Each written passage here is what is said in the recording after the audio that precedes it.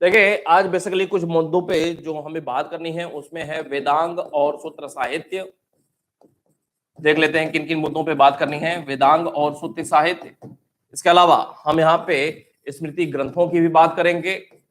इसके अलावा हम यहाँ पे महाकाव्य की बात करेंगे आज। इसके अलावा पुराण की बात करेंगे, यहाँ पे जाकर के ब्राह्मण धार्मिक साहित्य का एंड होगा और इसके बाद बौद्ध साहित्यों पे हम प्रवेश कर जाएंगे। बारी बारी से देखेंगे, जो भी काम की बातें हैं वो सारी की सारी आपके सामने उपस्थित हो रही हैं। वेदांग और सूत्र साहित्य, वेदांग एंड सूत्र साहित्य देखते रहेंगे और नोट भी करते रहेंगे, सुनते रहें मेरी बात। वेदांग ग्रंथों को लेकर के पहली बात निकल करके आती है, आखिर आवश्यकता क्यों हुई इस प्रकार के ग्रंथों को लिखने की। तो पहली बात वेदांग और सूत्र साहित्यों की रचना के संदर्भ में कि वेदों की संरचना कैसे थी या कैसे हुई, एंड यज्ञ कर्मकांड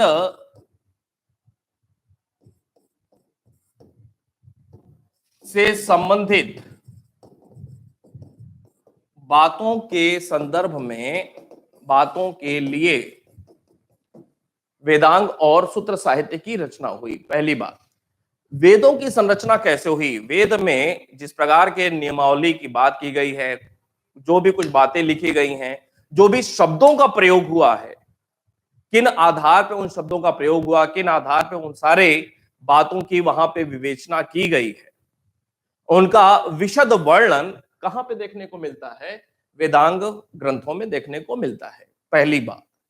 दूसरी बात कि वेदांग ग्रंथों की संख्या कितनी है, तो वेदांग ग्रंथों की संख्या है 6 और आपकी परीक्षा में यही प्रश्न पूछा जाएगा आमतौर पे। अभी तक यही स्थिति रही है। यह समझने की बात हो गई है, वेदों की संरचना और यज्ञ कर्मकांड से संबंधित बातों के समझ पैदा करने के लिए वेदांग ग्रंथों की रचना की गई। फिर से सुनेंगे, वेदों की संरचना और यज्ञ कर्मकांड से संबंधित बातों की समझ पैदा करने के लिए वेदांग ग्रंथों की रचना की गई। वेदांग ग्रंथों की संख्या कितनी है, 6। और ये 6 कौन कौन से हैं, ये 6 आपके सामने हैं। शिक्षा,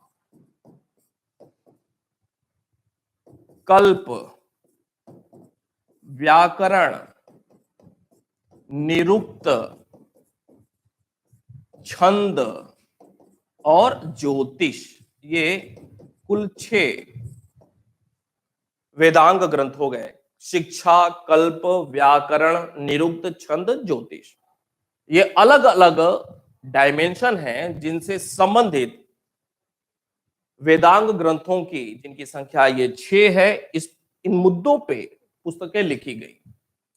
शिक्षा को आधार बना करके वेदों को किस तरीके से पढ़ना चाहिए, शिक्षा के संदर्भ में जो प्राचीनतम पुस्तक लिखी गई, प्राचीनतम पुस्तक लिखी गई वो पुस्तक है प्रतिशाख्य। आपकी परीक्षा से आगे बढ़ करके अब बात कर रहे हैं। प्रतिशाख्य नाम से प्राचीनतम पुस्तक शिक्षा से संबंधित, शिक्षा का मतलब वेदों को कैसे पढ़ना चाहिए, क्या उसके नियम होने चाहिए, क्या शर्तें होनी चाहिए, इससे संबंधित जो प्राचीनतम पुस्तक शिक्षा विषय पर लिखी गई उसका नाम है प्रतिशाख्य। आगे बढ़ेंगे, कल्प की बात रोकते हैं, व्याकरण की बात रोकते हैं। निरुक्त से संबंधित जो प्राचीनतम पुस्तक हुई उसका नाम है भी निरुक्त ही रखा गया, पुस्तक का नाम भी निरुक्त ही रखा गया। और ये किसके द्वारा लिखी गई पुस्तक थी, यास्क के द्वारा। यास्क नामक एक ऋषि के द्वारा निरुक्त नाम से ही निरुक्त विधा के लिए एक पुस्तक लिखी गई। अब कुछ लोगों को कंफ्यूजन कि निरुक्त ये विधा क्या है, मतलब निरुक्त का अर्थ हुआ शब्दों की उत्पत्ति, अर्थात वेदों में जिन शब्दों का प्रयोग किया गया है, पर्टिकुलर उन्हीं शब्दों का प्रयोग कहां से किया गया, क्यों उन्हीं का किया गया और ये सारे शब्द कैसे आए, वेदों में इस तरह की शब्दों की उत्पत्ति से संबंधित जो व्याख्या की गई है वो यास्क द्वारा लिखी हुई एक पुस्तक निरुक्त में ही की गई है। छंद से संबंधित बात करें तो इससे संबंधित जो प्राचीनतम पुस्तक है, हम बात कर रहे हैं प्राचीनतम पुस्तकों की, शिक्षा के संदर्भ में प्राचीनतम पुस्तक बताया प्रतिशाख्य, कल्प और व्याकरण अभी छोड़ दिया है। निरुक्त से संबंधित प्राचीनतम पुस्तक किसके द्वारा लिखी गई? यास्क के द्वारा। किताब का नाम भी है निरुक्त। प्रतिशाख्य नाम की पुस्तक किसने लिखी, इस बात की जानकारी नहीं है। प्रतिशाख्य नाम से पुस्तक किसने लिखी, इस बात की जानकारी नहीं है, सिर्फ और सिर्फ यहाँ पे किताब का नाम प्रतिशाख्य। छंद से संबंधित प्राचीनतम वो जो पुस्तक लिखी गई उसका नाम है छंद सूत्र, और छंद सूत्र पुस्तक किसके द्वारा लिखी गई? पिंगल वत्स मुनि के द्वारा। पिंगल मुनि के द्वारा छंद सूत्र नाम से प्राचीनतम पुस्तक लिखी गई। और ज्योतिष से संबंधित जो प्राचीनतम पुस्तक लिखी गई वो प्राचीनतम पुस्तक कुछ जगहों पे लगध लिखा हुआ है, कुछ जगहों पे मगध लिखा हुआ है। ल और म का अंतर है। लगध मुनि या मगध मुनि के द्वारा पुस्तक लिखी गई जिसका नाम है वेदांग ज्योतिष। वेदांग ज्योतिष। परीक्षा में ये सारे प्रश्न महत्वपूर्ण हैं। ज्योतिष विधा पर लिखी हुई भारत में प्राचीनतम पुस्तक नाम है वेदांग ज्योतिष। किसके द्वारा लिखी गई? लगध मुनि के द्वारा किताब ये लिखी गई थी।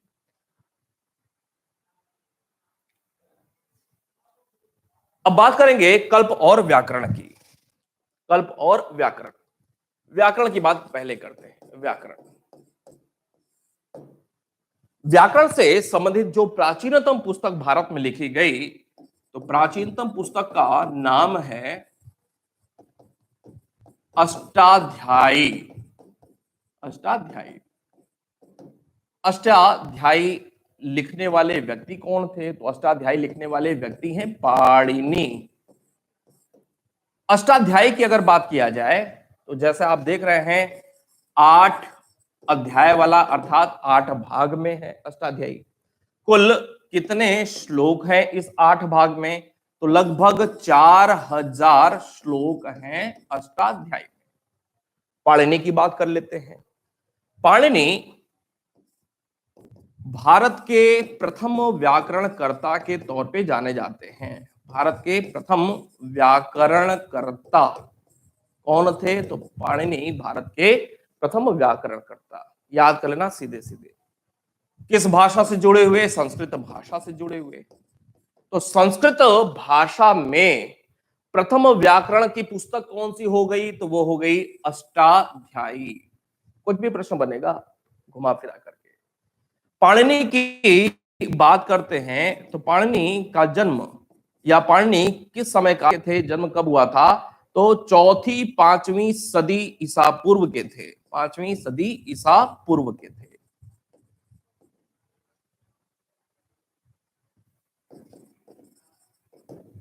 जन्म 5वीं सदी ईसा पूर्व में हुआ था। कहां हुआ था अगर जन्म की बात देखा जाए तो पाकिस्तान में, वर्तमान पाकिस्तान में एक जिला है पेशावर। पेशावर के निकट एक स्थान है, गांव है अटक। अटक या इसको और कह सकते हैं शलातूर। पर्टिकुलर गांव का नाम इनके था शलातूर। अटक को लेकर के ही प्रश्न पूछा गया आज तक, तो आप अटक ही याद करेंगे पाणिनि को लेकर के। पाणिनि का जन्म कहां से हुआ था? पाणिनि किस स्थान से जुड़े हुए थे? अटक। अटक में भी गांव का नाम शलातूर। 5वीं सदी के ये विद्वान थे। भारत के प्रथम व्याकरणकर्ता के तौर पे इन्हें जाना जाता है। अष्टाध्यायी इन्होंने लिखा हुआ था। जी बिल्कुल, ऐसे ही आप नोट भी करते रहे मेरे साथ। मैं रिपीट करता हूं, वेदांग और सूत्र साहित्य की बात हो रही है तो पहला ही प्रश्न बनता है कि इनकी रचना क्यों की गई? तो वेदों की संरचना और यज्ञ कर्मकांड से संबंधित बातों की समझ डेवलप करने के लिए वेदांग ग्रंथों की रचना की गई। इनकी संख्या कितनी है? तो इनकी संख्या है कुल 6।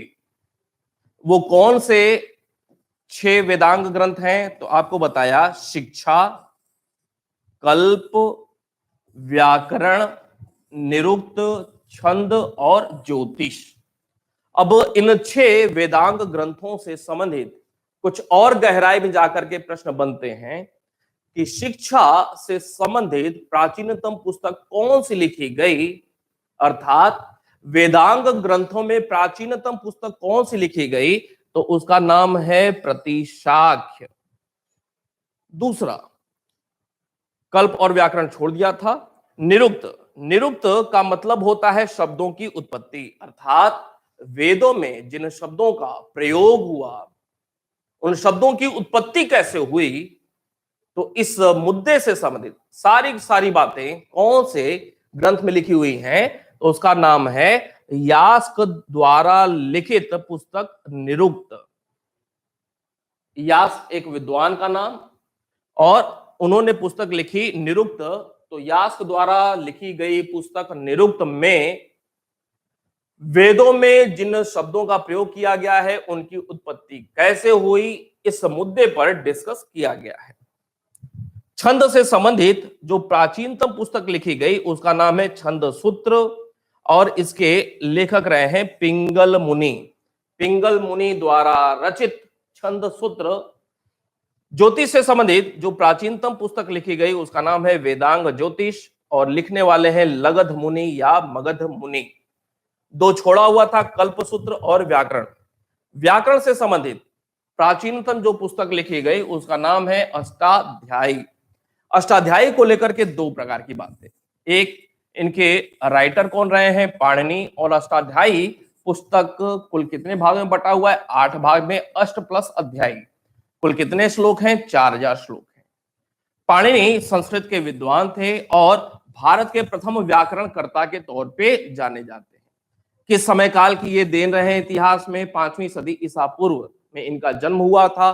कहां पे हुआ था, तो पाकिस्तान में एक स्थान है पेशावर जिले के निकट अटक, और अटक में शलातूर एक गांव था, वहां से ये संबंधित थे। बात यहां पे खत्म हो रही है पाणिनि को लेकर के। अगली बात, कल्प की बात करते हैं। कल्प,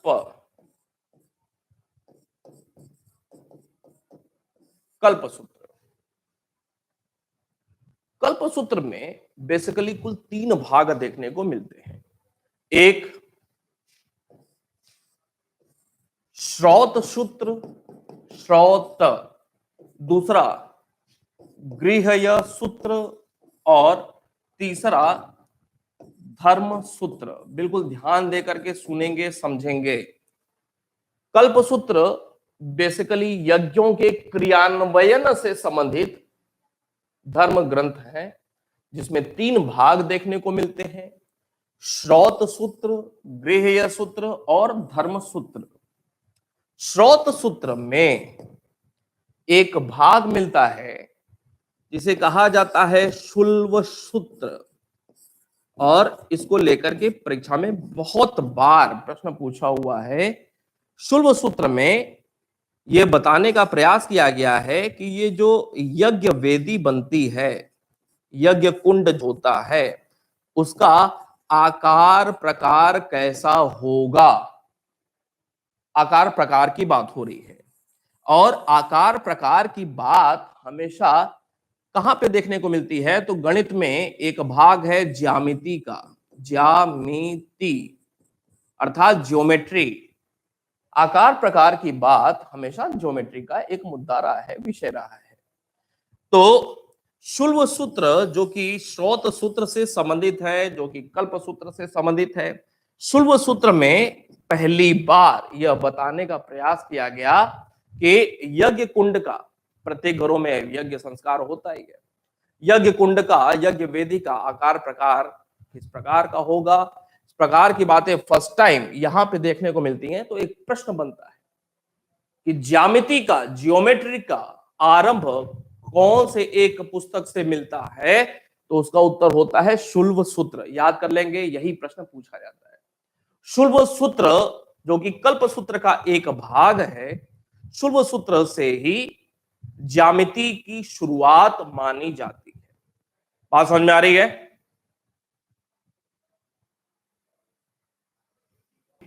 आगे देखेंगे, गृह सूत्र की बात करते हैं। गृह सूत्र, गृह सूत्र में बेसिकली गृहस्थ जो भी लोग होते हैं, गृहस्थों से संबंधित नियम यहां पे बताए गए हैं।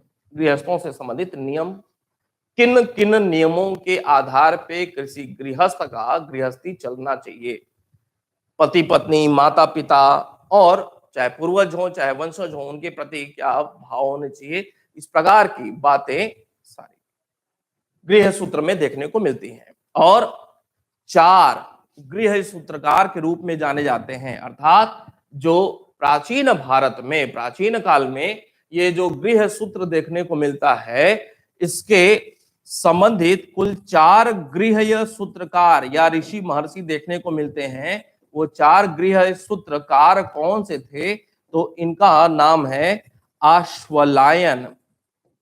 आपकी परीक्षा के संदर्भ में ये थोड़ा डीप हो रहा है, ये महत्वपूर्ण मुद्दा नहीं बनेगा, लेकिन जब वो गृह सूत्र पढ़ते हैं तो निश्चित रूप से इन चारों का नाम आपके दिमाग में होना चाहिए।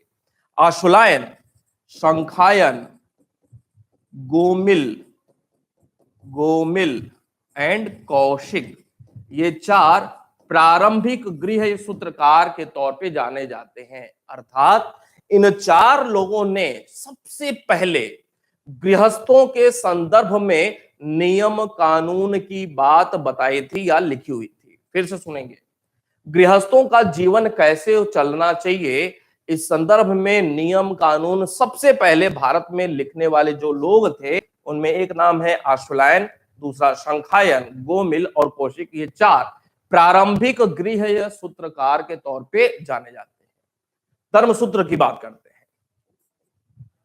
इसमें बेसिकली हमारा राजनीतिक व्यवस्था कैसे होगा, हमारा सामाजिक व्यवस्था कैसे होगा, हमारा धार्मिक व्यवस्था कैसे होगा, इन सारी बातों से संबंधित ज्ञान देखने को मिलता है। अर्थात यहां पे हमने बात कर लिया यज्ञ से संबंधित, यहां पे हमने बात किया गृहस्थों से संबंधित। अब परिवार से बाहर निकलते हैं, समाज पे आते हैं। हमारा सामाजिक जीवन किन नियमों पे आधारित होगा? ठीक वैसे ही जैसे आज हमारा देश किन नियमों पे संचालित होता है, तो वो सारे नियम कानून कहां लिखे हुए हैं? संविधान में लिखे हुए हैं। इसका मतलब कि हम इस बात को ऐसे समझ सकते हैं कि हमारे प्राचीन काल के जो आरंभिक संविधान था, वो कौन सा था? धर्मसूत्र था। धर्मसूत्र में जो बातें धर्मसूत्रकारों ने लिखी, उन्हीं बातों के आधार पे हमारा चाहे सामाजिक जीवन हो, चाहे राजनीतिक जीवन हो, चाहे धार्मिक जीवन हो, ये संचालित होता था। प्रश्न ये नहीं पूछा जाएगा, ये समझ डेवलप करने के लिए धर्मसूत्र के संदर्भ में प्रश्न ये पूछा जाएगा कि प्राचीनतम धर्मसूत्रकार कौन सा है? तो प्राचीनतम धर्मसूत्रकार, पहले धर्मसूत्रकार कौन से थे? तो प्राचीनतम धर्मसूत्रकार का नाम है गौतम ऋषि। प्राचीनतम धर्मसूत्रकार गौतम ऋषि को माना जाता है। ठीक है, प्राचीनतम धर्मसूत्रकार गौतम ऋषि को माना जाता है। और धर्मसूत्रों को लेकर के ही एक बात और निकलती है कि इसमें 8 प्रकार के विवाह का उल्लेख मिलता है। हमारे हिंदू धर्म में कुल 8 प्रकार के विवाह देखने को मिलते हैं। देव विवाह, आर्ष विवाह, प्रजापत्य विवाह, राक्षस, पैशाच वगैरह वगैरह, असुर वगैरह, ये कुल 8 प्रकार के विवाह। और इन 8 प्रकार के विवाहों का सबसे पहला उल्लेख कहां पे मिलता है? धर्मसूत्रों में ही देखने को मिलता है।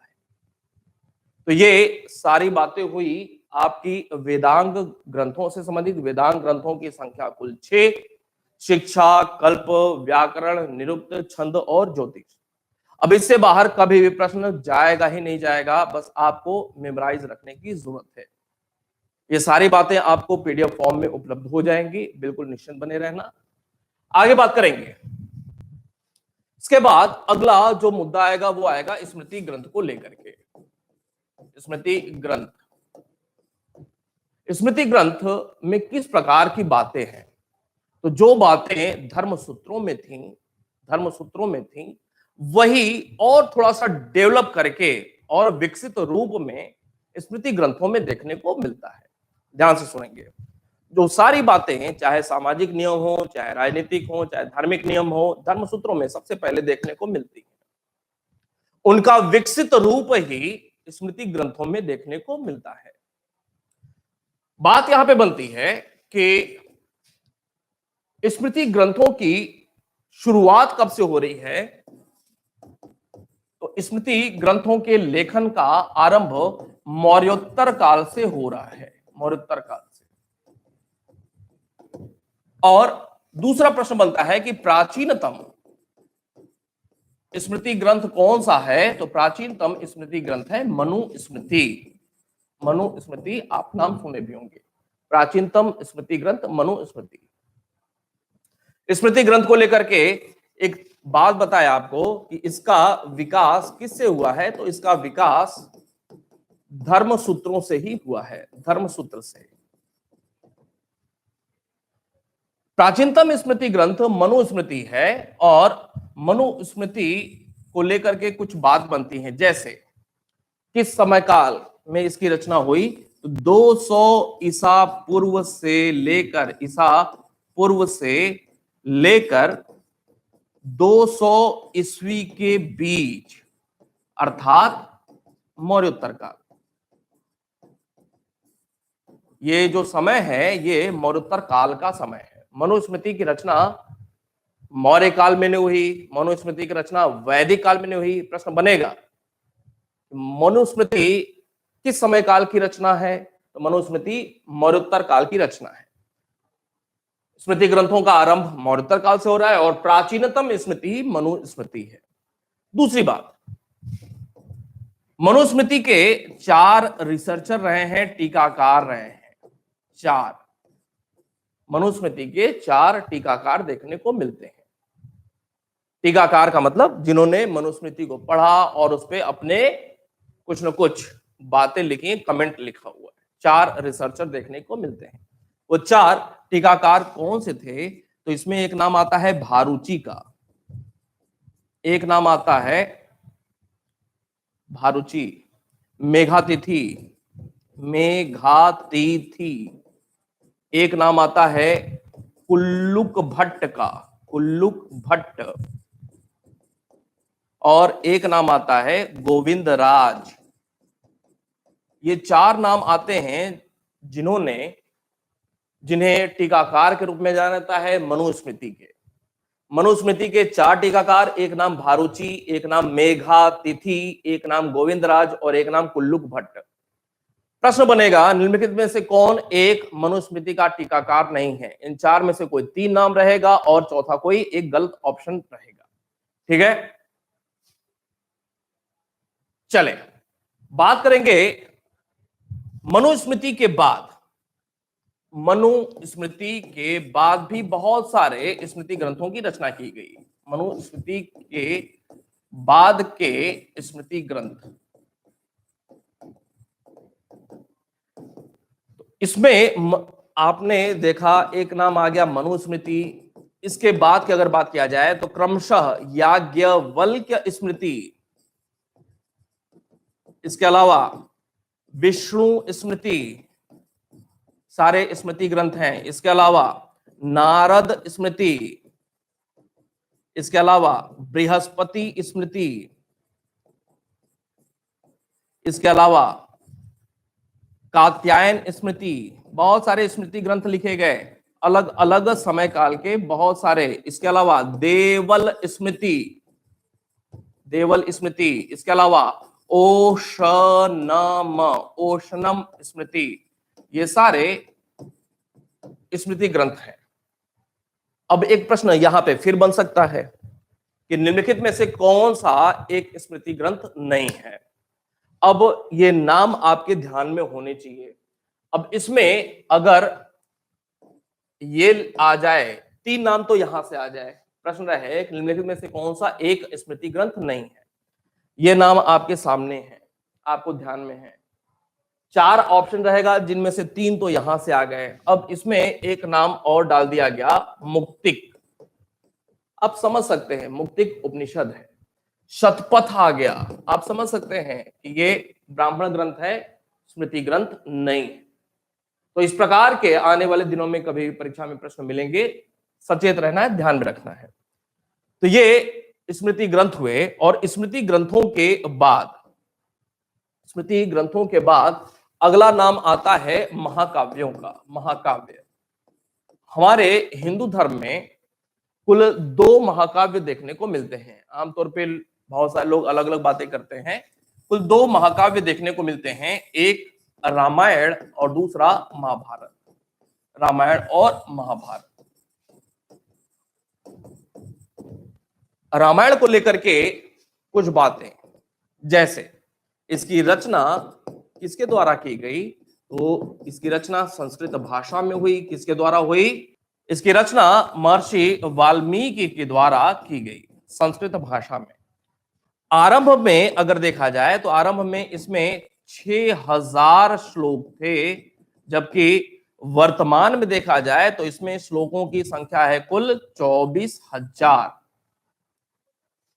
अगर इसके अनुवाद की बात किया जाए तो भारत से बाहर सबसे पहले विश्व में चीनी भाषा में इसका अनुवाद किया गया था। भारत के बाहर सबसे पहले किस भाषा में रामायण का अनुवाद किया गया? चीनी भाषा में सबसे पहले रामायण का अनुवाद किया गया। ये कुल 7 भाग में बटा हुआ है। कितने भाई? 7 भाग में बटा हुआ है, और भाग को कहते हैं कांड। 7 कांड में या 7 भाग में बटा हुआ है। कौन कौन सा? तो 7 ये जो भाग है, ये कांड हैं। ये एक है बाल कांड, फिर अयोध्या कांड, फिर अरण्य कांड, अरण्य के बाद किष्किंधा कांड। किष्किंधा, अभी रामायण आ रहा था, सारा कुछ ध्यान में आ रहा होगा। किष्किंधा के बाद सुंदर कांड, फिर लंका कांड या युद्ध कांड या लंका कांड, फिर लास्ट में उत्तर कांड। ये कुल 7 कांड हैं जिसपे रामायण में बातें देखने को मिलती हैं। अगर बात किया जाए महाभारत की, तो महाभारत में पहली बात कि किसकी कहानी बताई गई है, तो महाभारत में बेसिकली जो पूर्व वैदिक काल के कबीले, जिस सबसे महत्वपूर्ण जो कबीला था भरत कबीला के वंशजों की कहानी बताई गई है। कुछ लोग ये समझते हैं कि हमारे देश का नाम भारत दुष्यंत और शकुंतला के द्वारा जो पुत्र पैदा हुआ, जिसका नाम भरत रखा गया। भरत वो पता नहीं कहाँ है, पता ही नहीं है। भरत तो हम लोग सिर्फ एक रामायण वाले भरत को जानते हैं, जो कि राम जी के एक भाई थे। लेकिन शकुंतला और दुष्यंत वाले भरत कहाँ पे हैं इतिहास में, मुझे नहीं मिलता है। वो पुराणों की बातें हो जाती हैं, आध्यात्मिक बातें हो जाती हैं। हमारे देश का नाम जो भारत पड़ा, ये भरत कबीले के नाम पे ही, जो कि पूर्व वैदिक काल का सबसे महत्वपूर्ण कबीला था, भरत कबीला, उसके नाम पे ही भारतवर्ष पड़ा हुआ है। महाभारत को लेकर के कि आरंभ में अच्छा, इसकी रचना का श्रेय किसे जाता है, तो इसकी रचना संस्कृत भाषा में, और किसके द्वारा हुई? वेद व्यास के द्वारा हुई। संस्कृत भाषा में वेद व्यास के द्वारा। आरंभ में इसमें कुल 8800 श्लोक थे, और इसे जय संहिता कहा जाता था। कौन सा भाई? जय संहिता कहा जाता था। तो महाभारत का प्राचीन नाम क्या था? तो महाभारत का प्राचीन नाम जय संहिता था, और इसमें 8800 श्लोक थे। वर्तमान की अगर बात किया जाए तो वर्तमान में इसमें 1,00,000 श्लोक हैं, और इसे महाभारत कहा जाता है। और 1 लाख को आप ऐसे लिखते हैं, 100 हो गया और ये 3 शून्य हो गया, 1000, इकाई, दहाई, सैकड़ा, हजार, 10,000, लाख, 1 लाख, ये हो गया।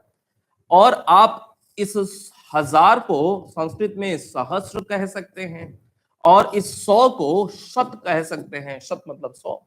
अर्थात महाभारत को एक अन्य किस नाम से जाना जाता है? जब 1 लाख श्लोक हैं तो इसे शत सहस्र संहिता के तौर पे भी जाना जाता है। महाभारत का प्राचीन नाम जय संहिता, वर्तमान में 1 लाख श्लोक और इसे न सिर्फ महाभारत बल्कि शत सहस्र संहिता भी कहा जाता है। आगे बढ़ेंगे। इसमें कुल भाग कितने हैं? तो यहां पे जो भाग हैं उन्हें कहा गया है पर्व। 18 पर्व। कितने पर्व हैं या भाग हैं? 18। 18 दिन युद्ध चला हुआ था महाभारत का और एक एक दिन से जुड़ा हुआ एक एक पर्व देखने को मिलता है। अब यहाँ पे दो बातें देखने को मिलती हैं इन 18 पर्वों में। सबसे बड़ा पर्व कौन सा है? तो सबसे बड़ा पर्व है वो है शांति पर्व। शांति पर्व सबसे बड़ा पर्व है।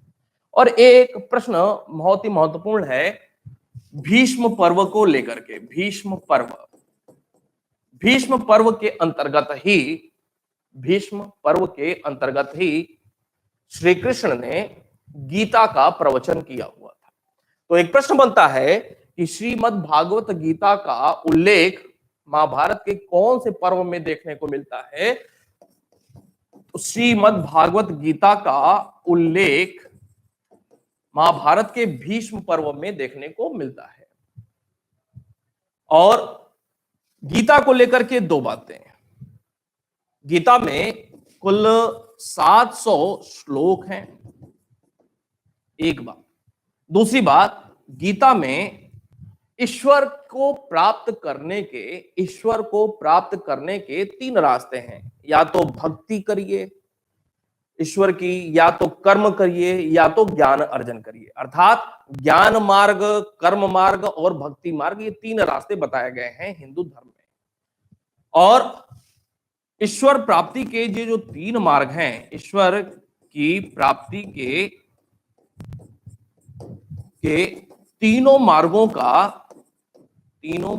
का सबसे अच्छा उल्लेख कहां मिलता है? तो सबसे अच्छा समन्वय या उल्लेख ज्ञान मार्ग, भक्ति मार्ग और कर्म मार्ग का गीता में ही देखने को मिलता है।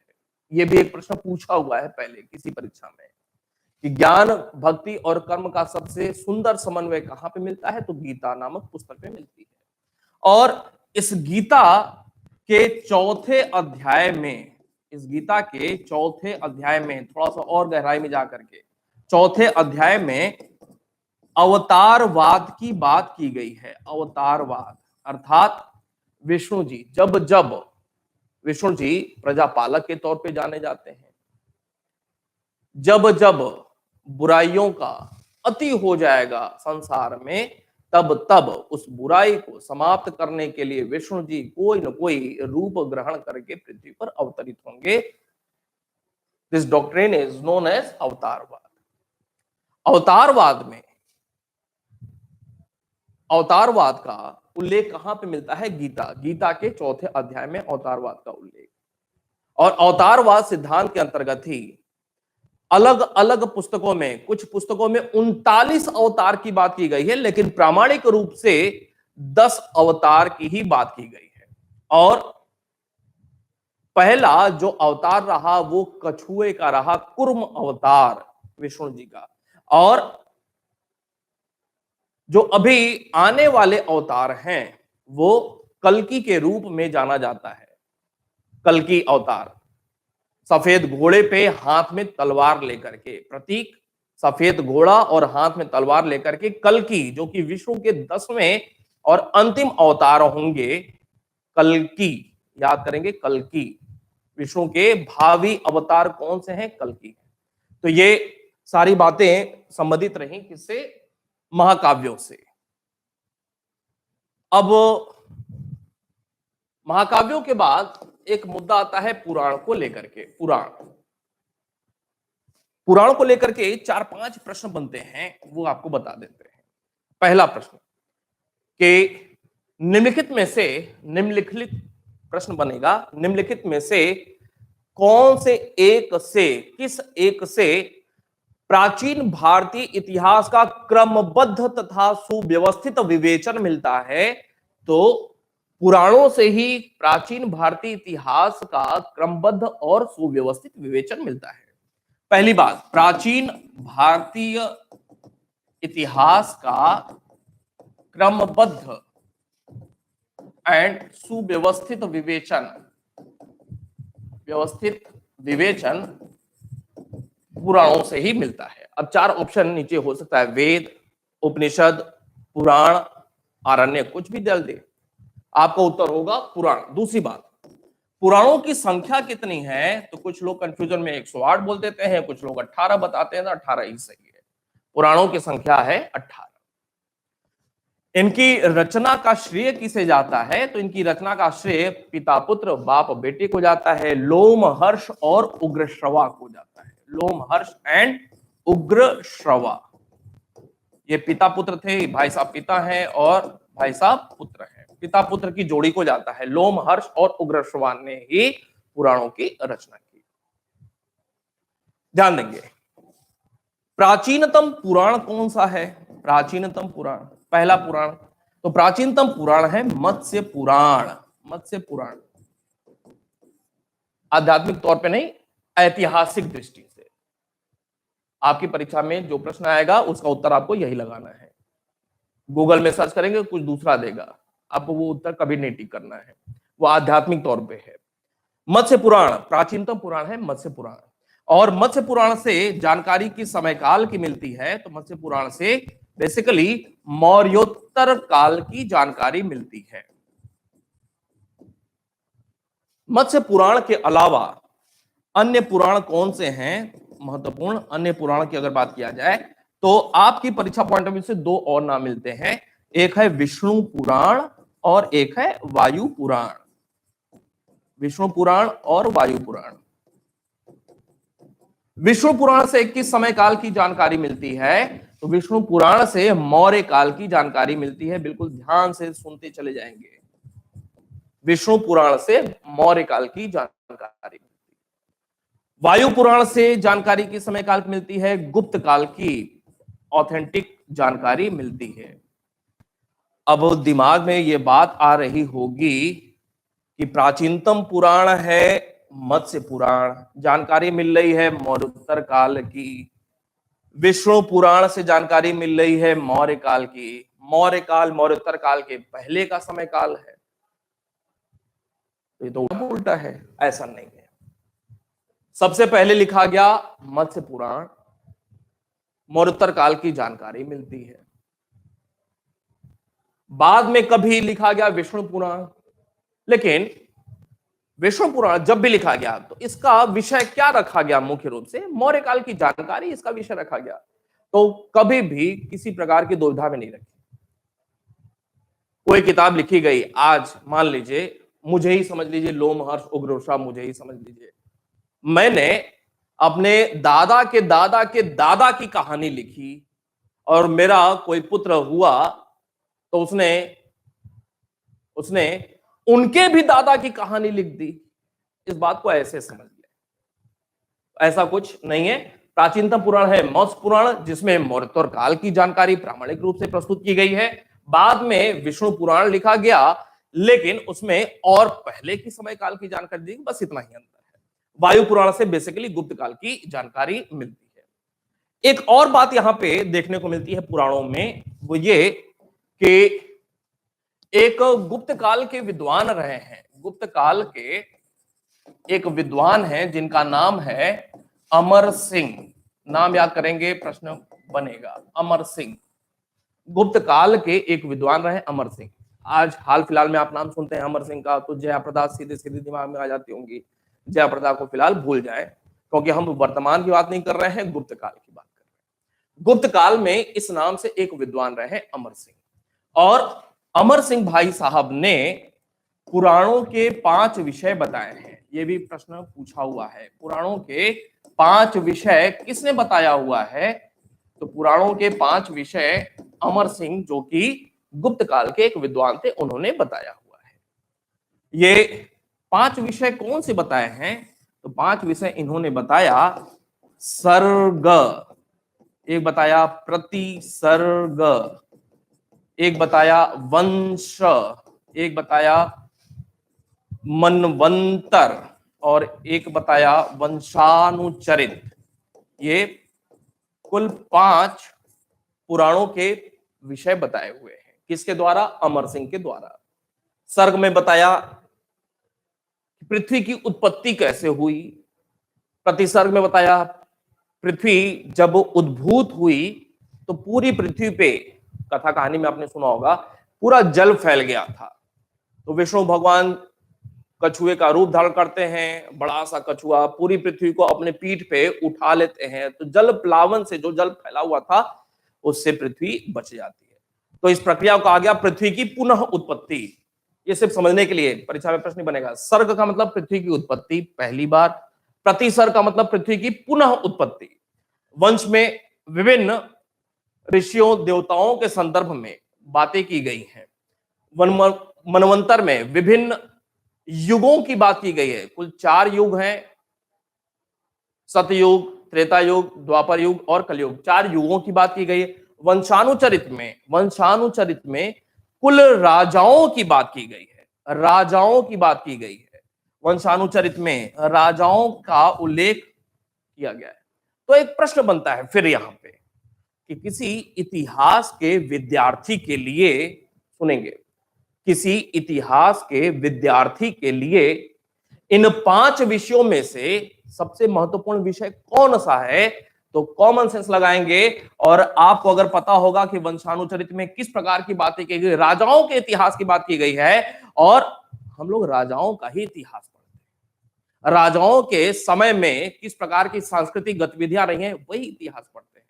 तो किसी इतिहास के विद्यार्थी के लिए सबसे जो महत्वपूर्ण मुद्दा होता है वो होता है वंशानुचरित। तो आपका उत्तर होना चाहिए वंशानुचरित।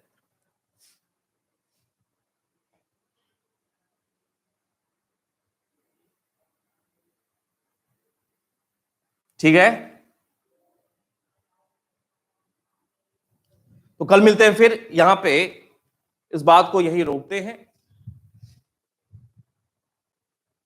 कल हम लोग क्लास की शुरुआत करेंगे बौद्ध धार्मिक साहित्य और जैन धार्मिक साहित्य। कल वो पूरा फिनिश करेंगे। चीजों को देखते चले जाइए, समझते चलिएगा। जो कुछ पता हो उसको नोट नहीं करें, जो कुछ नहीं पता हो, नई बातें मिल रही उनको जरूर नोट करते चले जाए। मिलते हैं कल फिर। धन्यवाद।